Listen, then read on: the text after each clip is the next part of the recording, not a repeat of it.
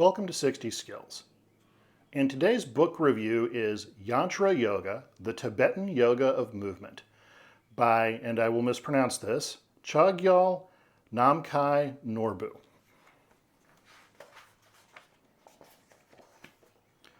The Tibetan Yoga of Movement, a stainless mirror of jewels, a commentary on Vairocana's The Union of Sun and Moon Yantra.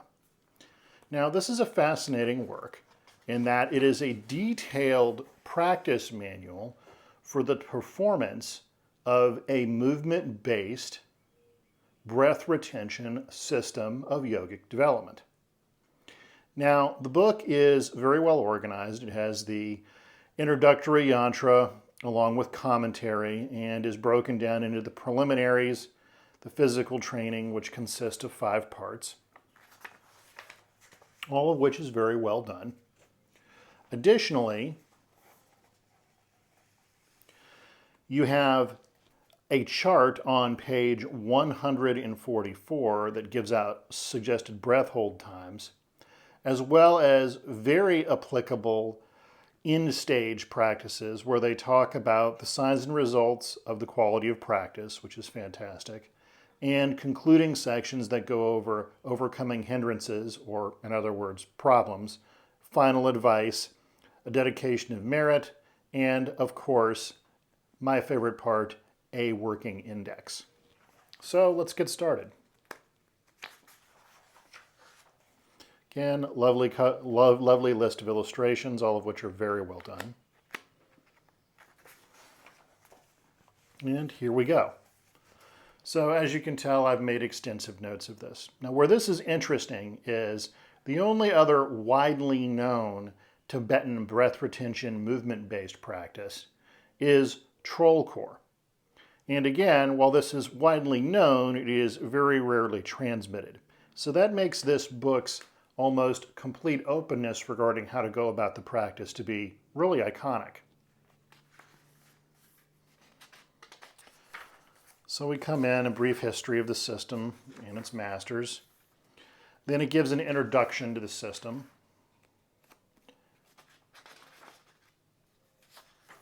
Talking about body, speech, and mind, so on and so forth. Okay. And then we begin the Union of the Sun and Moon Yantra by Vairocana. So again, it's got a great translation here. And this, of course, gives way to the commentary, a stainless mirror of jewels. And again, very lovely artwork here. This is a nice thing about Tibetan Buddhism is that they always have commentaries to their core texts. And they are always structured separately or in separate colored ink on the page or what have you, in order to make it easy to determine what the original practice was and what the additions to it were. In this case, they talk about the various seed syllables, the letter E, Vam, so on and so forth. And then they get into the preliminaries. Now, you can tell this is written in a modern age because they tell you what you need to do it, which is really nice. They then go over a bunch of preliminary pranayama techniques, again, delightful, before moving into the actual practice itself. Now, this is the series of breath retentions and, of course, the various postures involved. Now, what's really nice about this is they go out of their way to be explicit about how to do this. This is very uncommon. So we'll take one of their initial postures, the camel, for example.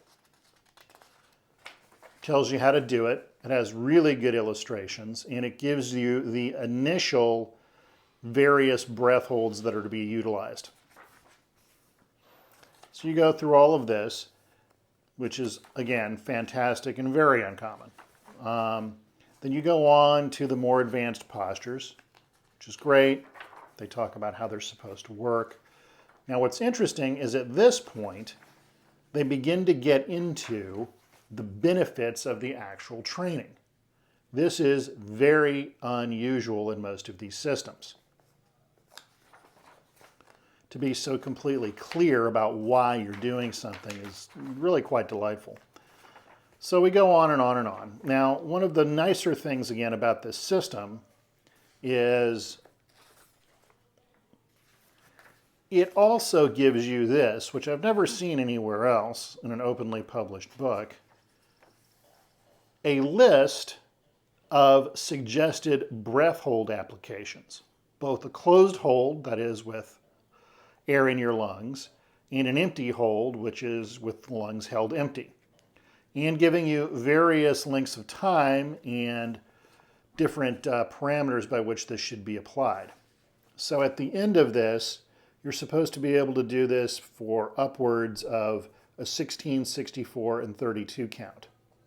Pretty incredible that they actually wrote it all down. Now you start to get into the later series, and again, much organized the way the originals are. And this goes on and on and on. And then finally, you start getting into these further series at the end.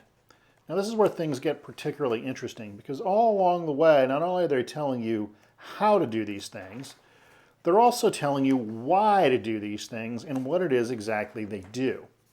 Again, I've rarely seen this in many texts that are translated to English. Now, whether this is done simply out of laziness, because translating this kind of thing is rather difficult, or simply because this particular author and practitioner is very well organized, it's hard to say. Now, in general, when it comes to breath retention work or pranayama writ large, I recommend against learning how to do all of this on your own. There's usually subtle details that are important, and there is certainly no difference here. That said, based off the complexity of this system and the fact that it's so amazingly open, I would strongly advise, if you have the means, investigating this on your own.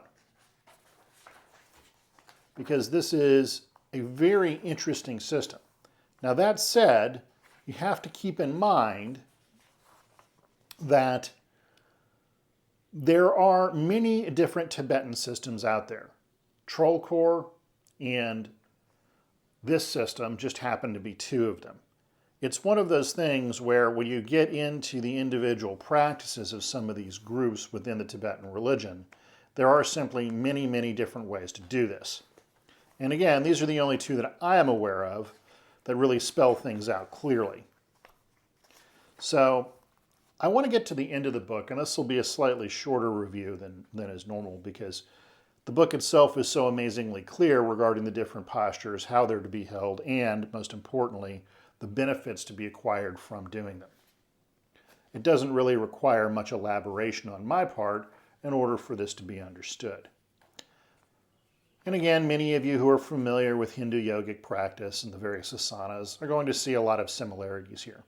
How much of this is because of the fact that these systems are co-located geographically, or how much of it is because they simply work this way, given what the human body does, is curious and probably something a more advanced practitioner should put some time into researching and figuring out.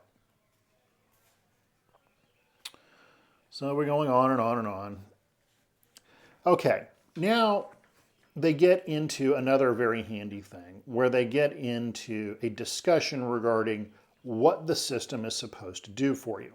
So here they have the summary of initial and final phases of the yantras of the 5 series, where they describe how to go through the whole thing, really in quite a bit of detail. Now, again, they give different routines that can be performed in here, and all of this is well and good. And again, if you're familiar with the postures or asanas from the Hindu yogic systems, you're not going to see a whole lot of surprises here.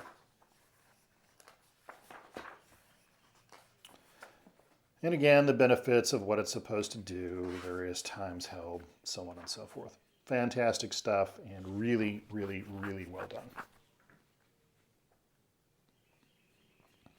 So again, you get into the summary of this different series of the 7 lotus poses. And now this is what I like. The signs and resultant qualities of the practice. See, here it's telling you what the practice is supposed to do for you. And honestly, this is almost always left out in other text. So for example, The resultant qualities of the three secret aspects. As the outer secret sign, the body levitates, pleasure and heat blaze. One obtains the swift gait and has less attachment to food and clothes, and the five elements do not present material hindrances. So it goes on and on and on and tells you all about this. This is amazing. Very few texts go through the effort of telling you what their training is actually going to do for you. So here it talks about the obtainment of the three powers. Thus one obtains the three powers, attaining power over the channels by staring at a person. One is able to frighten or terrorize them, to make them lose their senses or to stun them, to immobilize them or take away their courage. And again, they give you the original language along with the English translation. It is, again, very unusual to have something this well done. Now finally we get into my favorite part, the three concluding sections, part 3, the concluding sections.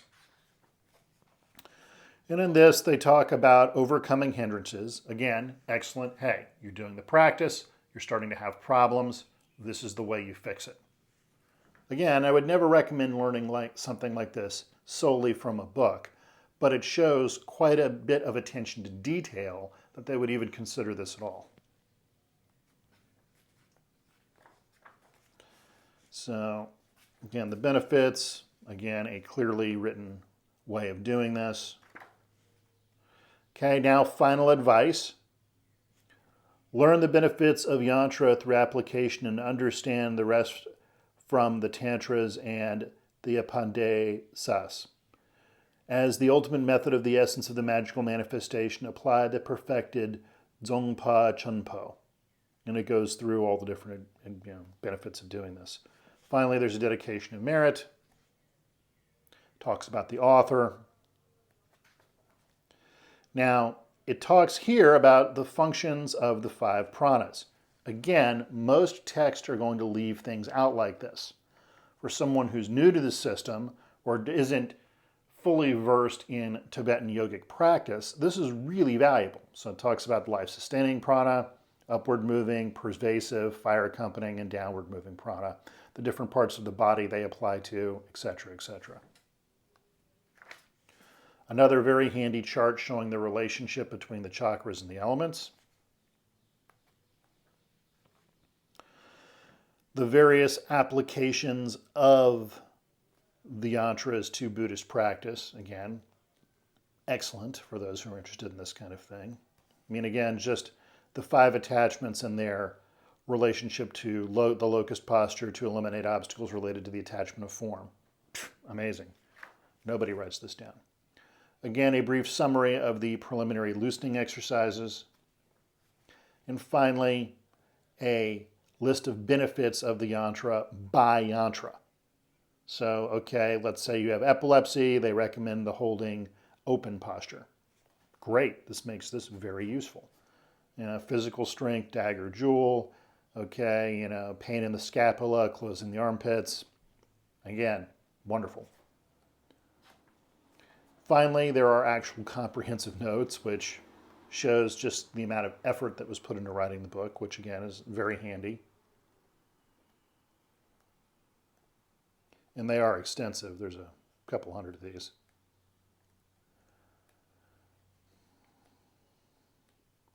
And finally, my favorite part, an actual working index. So if there's something in particular you want to look up, you know where to find it and you don't have to pull it out of memory. So again, this is a great book. I got mine from Snow Lion out of Boulder, Colorado.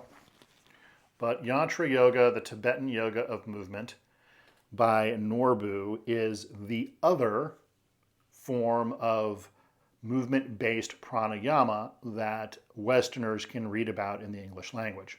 So I highly recommend purchasing and studying this book. That's all I have for today. This is 60 Skills. Be well.